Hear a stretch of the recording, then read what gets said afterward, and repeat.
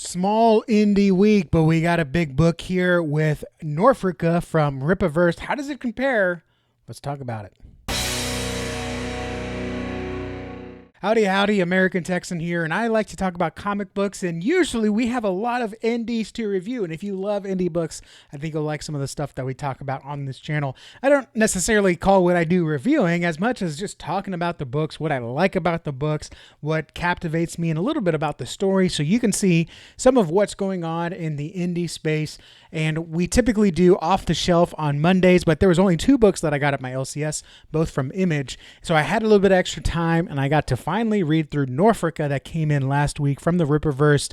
Glorious Death. And let me tell you, I kind of wanted to like it more, but we'll get into that. Like and subscribe if you want more comic content.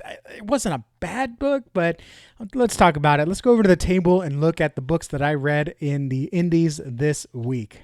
All right, so we've got the 3 books that I read, 2 actually off the indie shelf, and 1 that I like to call pure indie because you cannot get this at your LCS. Well, most LCSs, unless they special order it, but it's not going through Lunar or Penguin or the other replacements for Diamond. So first, let's go over the indie shelf pulls, and then we'll go into Norfrica, starting with Transformers number 27, written by Robert Kirkman, illustrated by Dan Mora. Now, this is getting a little bit tougher for me to follow because there's just so many characters and I don't know who they all are, and they get such quick introductions, but I'm still barely holding on and the action is still really fun. And now this one is a great example. This issue 27 here is a great example of how to do an exposition issue that's setting up future storylines, but still keeping it really intriguing. So we've got some Autobots becoming Decepticons. We see Bumblebee, who hasn't really been talked about since issue 1. And, some interesting things happening there. We got some romance happening between Sam and Carly. But my favorite is actually the stuff that's happening with General Flag. His storyline here is very interesting, that he's trying to work with the Autobots, but you're still not kind of sure if he's got an ulterior motive or not. Whereas, one of the other military guys kind of does. And so it's such an interesting story. And he actually says a line here. General Flag is like, hey, we didn't know how to tell you all apart, but now we know. Here it is right here. A little red head, good. Little purple head, bad. And some of those heads can be hard to spot. So he's saying, like, I can't tell you all apart, but now we know the good guys from the bad guys. I'm wondering if this is setting up like maybe some sabotage, like maybe a Decepticon dresses like an Autobot to maybe break some trust. I don't know. Then you got the Decepticons just being straight up jerks, so to speak. And so you can use harsher words if I wasn't a Christian man. This General Mayhem guy is just wild. But anyways, really great art from Dan Mora. Of course, he's really bringing out a lot of the human side. I think Corona and, of course, DWJ were doing better on the robot side, but it's still very enjoyable. Really enjoying this one. Although I am barely hanging on, Transformers 27 is still a great issue. And then the other book I got off the indie shelf is Geiger, issue 19 by Geoff Johns and Gary Frank coming in. Now, this is a one-shot transition issue. Now, if you listen to my Big 2 review on Absolute Batman 15, I mentioned that that was a transition issue as well, where it felt more like a lore dump. This was a great way to introduce someone's background and talk about their background and where they came from and a little bit of their history without straight up just giving you a lore dump. This, I think, is a great example to do it. Now, I still enjoyed Absolute Batman 15. This is personal preference. Some people may prefer more of the style of Absolute Batman 15. There's no right or wrong answer, y'all. Stop getting offended because someone doesn't like something that you do. All right. So we got this one again by Geoff Johns and Gary Frank. Wow, just beautiful and lots of emotion in here because you see that these kids are being trafficked and some of them are being trafficked in the worst ways. And Ashley Arden, the glowing woman, is here to intercept and, give injustice, one woman justice to the bad guys and just being terrifying while she does it. And you find out that she was kind of kidnapped and trafficked as well as a child. She finds out another young girl has already been bought. So she goes to take him down. Now, some people would appreciate a trigger warning in front of this because there is some highly not suggested like it happened, but the scene is set to where, like, if Ashley Arden had gotten to the scene 5 minutes later, the girl would have had much more trauma than she ended up having. But she comes in here and she ends up rescuing the girl. In the way the glowing woman is, she's like, hey, shoot me and the guy empties his clip at her, and of course, with the Geiger nuclear, whatever you call it, fission that's going on her skin, it melts the bullet, so she's fine. And then so she says, yeah, now you wasted all your bullets on me, so you can't turn the gun on her. Fantastic writing. I mean, absolutely fantastic. And she ended up taking out care of that guy. Now, there's some more that happens in introduction to kind of a new, not superhero team, but a new team in the world. But I think this is a great issue of how you do world building inside of here, where you're telling a story, but with that story, you get the context of a character's history and you're introducing other characters here. Just absolutely fantastic. And this is how I much prefer it. And of course, the great art goes alongside with it. So, I mean, you got, yeah, there's the glowing woman right there. A little bit of an epilogue to tease a little bit of what might be coming down the pipeline inside the unnamed universe. We've got more crossing over between all the unnamed characters. Absolutely fantastic CGI, or excuse me, Junkyard Joe poking out behind it saying, yes, the glowing woman, we salute you. So absolutely enjoyed that. All right, then we go into the pure indie. This is Norfrica issue 1, written by Eric July. And I'm going to totally butcher the art, but the art's my favorite part of this book. Ronilson, Frieri, okay? I took a diction class in school and I still struggle with some, but Ronilson, absolutely fantastic here. Now, there are some great things about this book. There are some things that are not so great. And the not so great is not necessarily on the book's behalf, but I think more on the handling of how this book was delivered. And I will tell you this, I can't remember who it was. One of the Marvel guys, might be Jim Shooter. I want to say it was Jim Shooter, but I could be wrong. Could be another Marvel guy. Could have been Stan Lee or Kirby. That said, someone knows it, let me know in the comments. Someone said, every comic book is someone's first comic book. And they were talking about how every comic book, whether it's in the middle of a run or issue 100 or issue 2, should be something that you can pick up and read and understand. Okay? This issue, I think, is actually better if this is your first Rippaverse book. But if you've been with Rippaverse since the beginning, and you saw in the introduction of Norfrica, which is like the Norse-African hybrid metal band, and you've been waiting for however long it's been, 3-4 years, and you're like, finally we got the Norfrica book, you might be a little disappointed at the story that's being told here. But if you don't know anything, you just pick it up because you're like, hey, I like Norse mythology and what might be happening inside the Rippaverse. This is actually a great issue. By that, I mean that this is really rewinding, and it's a prequel to Norfrica, and you don't get any Norfrica the band in it. This is the origin story of Norfrica. It's kind of like, you're talking to your grandpa and he's like, oh yeah, I had this crazy experience one time, and you're like, oh no way, what was it, grandpa? Tell me about, what happened during this time. And he says, well, it all started, and you're like, oh my gosh, here we go. Does anyone else have a grandpa? Appreciate my grandparents.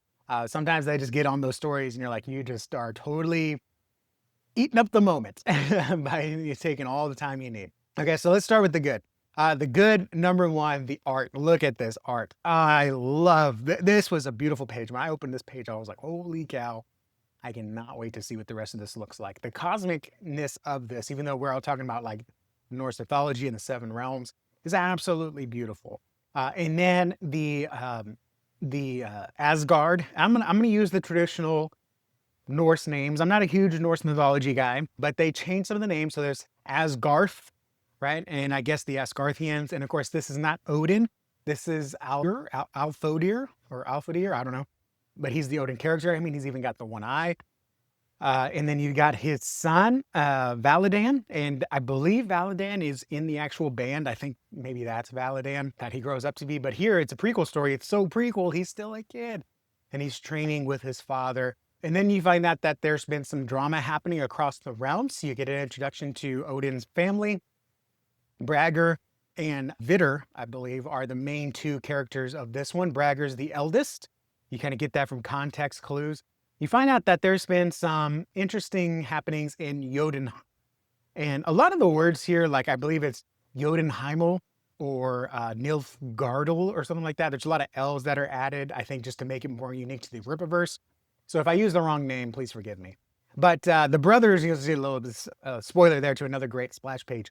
The brothers decide that there's been some trouble in Jotun and they want to go investigate. You don't know what that is, but it's kind of revealed later in the context clues. They go to the portal, and instead of Heimdall, they have this girl, Angrea. And Angrea, I call her Angela.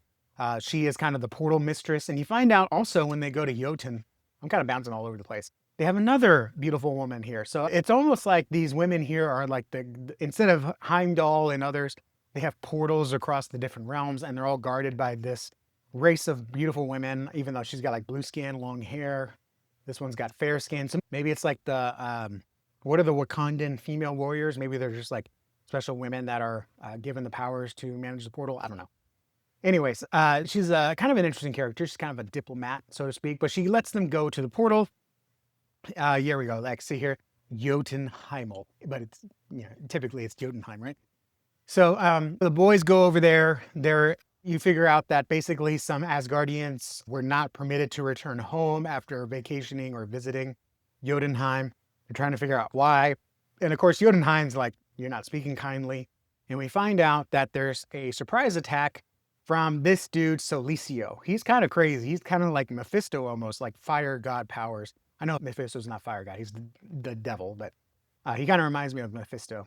And basically, Asgardians get blamed for this guy's attack. They're like, hey, you're in cahoots with Muspelheim, is what I think his race is.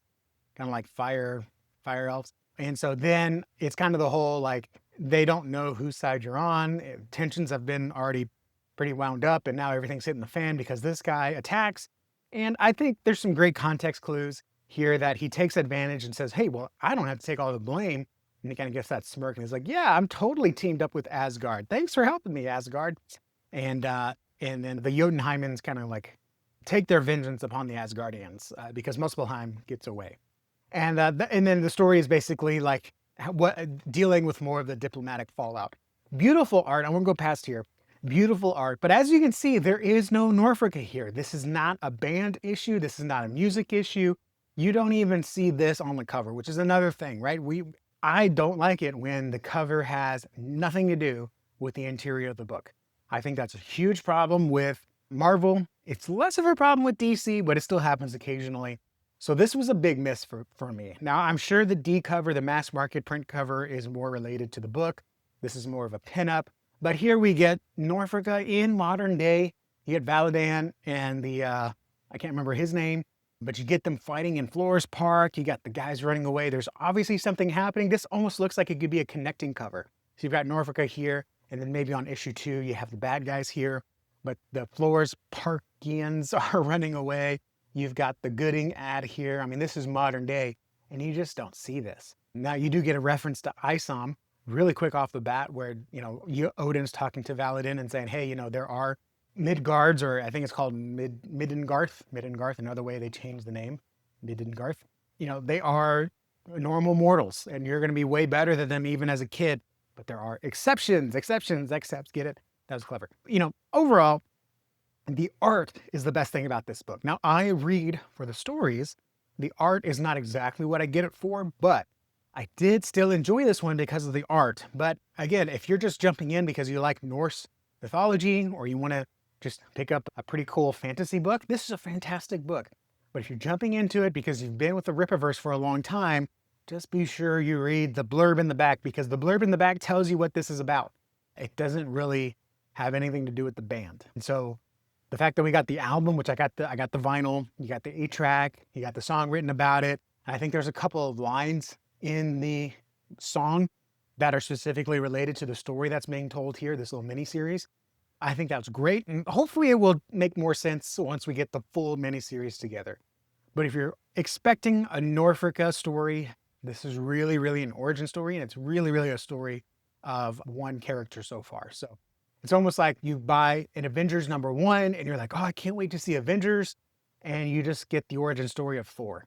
It's not a bad story. It's just not exactly what you were getting into. So overall, I'm going to give it a 3.5 out of 5.